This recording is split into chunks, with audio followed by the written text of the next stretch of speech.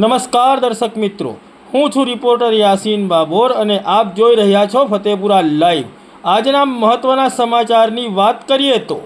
આદિવાસી બલિદાન દિવસ નિમિત્તે સુખસર ખાતે શિક્ષણ મંત્રી સહિત વિવિધ મહાનુભાવોએ ગુરુ ગોવિંદની પ્રતિમાની સાફ સફાઈ કરી ગુરુ ગોવિંદને શ્રદ્ધાંજલિ અર્પણ કરી। તારીખ 17 નવેમ્બર 2024ના રોજ ફતેપુરા તાલુકાના સુખસર ખાતે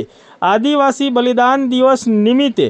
ગુરુ ગોવિંદની પ્રતિમાની રાજ્યના શિક્ષણ મંત્રી કુબેર ડિંડોર તેમજ દાહોદ જિલ્લા ભાજપા પ્રમુખ શંકર આમલિયાર તેમજ દાહોદ જિલ્લા શિક્ષણ સમિતિના ચેરમેન અને ફતેપુરા એપીએમસીના ચેરમેન પ્રફુલ્લ ડામોર સહિત વિવિધ મહાનુભાવોએ ગુરુ ગોવિંદની પ્રતિમાની સાફ સફાઈ કરીને ગુરુ ગોવિંદને ફૂલહાર કરીને ગુરુ ગોવિંદને શ્રદ્ધાંજલિ અર્પણ કરી હતી।